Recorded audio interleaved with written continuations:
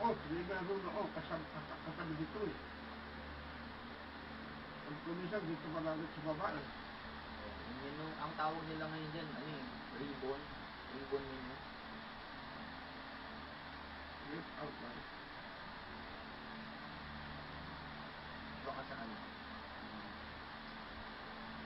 Okay, so we're adding a new user here. So let's say Lester Gomez ka, di ba? Yes.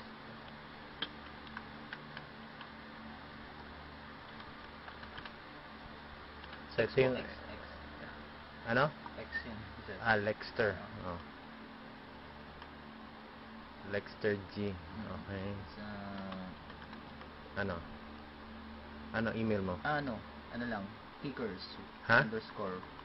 Kickers? Yan na lang. Yan yung active ko ngayon. Word na one ko. Yung salitang one. Hindi, yung yan. Okay. At yahoo.com.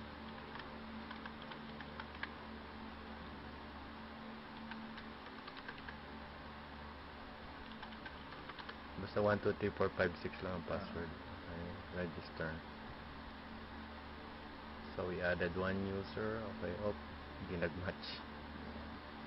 1, 2, 3, 4, 5, 6. Ano ba? Ito, this is server na to, di ba? Yan. Pwede na i-upload niya sa mga web hosting? Of course. Ma-access Hindi, may clone hosting ka talaga. Upload hosting. Iba rin yun sa mga regular na nag-web host. Okay. So, create kita ng account. So, meron kang Lexter G. Tapos, 1, 2, 3, 4, 5, 6. Ayan. So, kita mo dyan dapat Lexter Gomez yan, no? Maliit lang siya.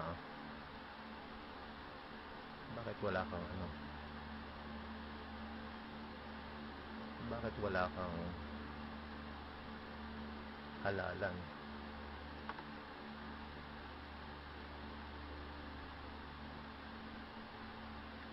Tignan natin anong privileges. Since may database siya, saka ito na yung parang user management saka user groups.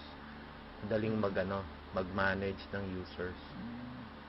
So, yung admin account, sir, through, halimbawa, locally sa workstation, pwede mo i-access yun?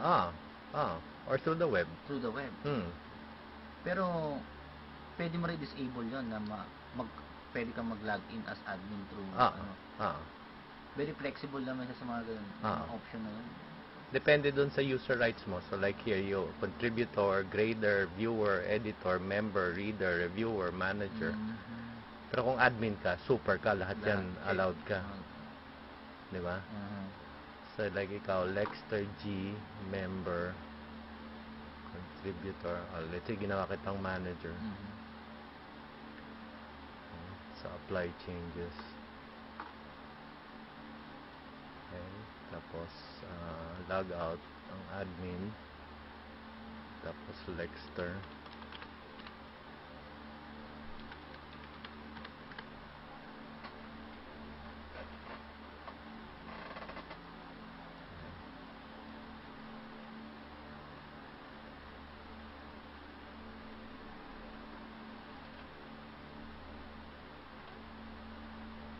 Home.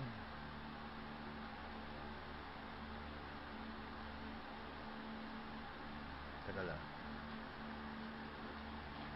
Ayun, so halalan 2010. Tagal na mag-refresh. Ayan, bumoto ka na. Tapos, tignan mo yung result after you vote. Mag-vote ka dun para dun sa, wala pang para makita mo yung entry. Okay. Galing din, ha?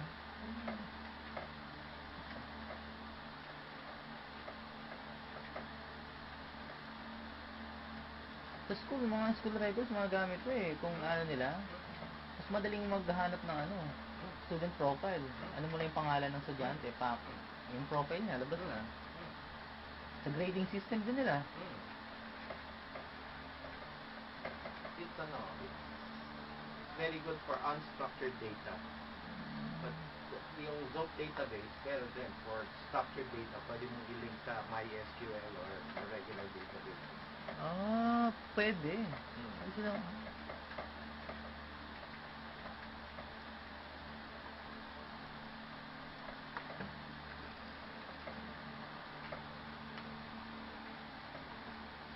Sino pa ba wala?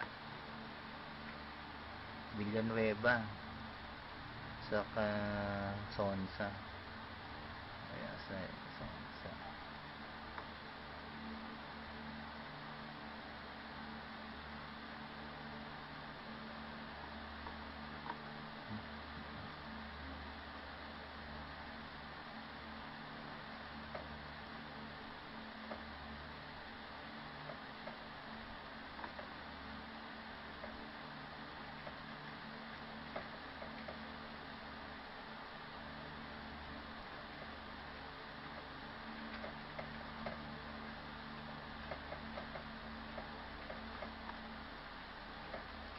Yun. Thank you for the survey.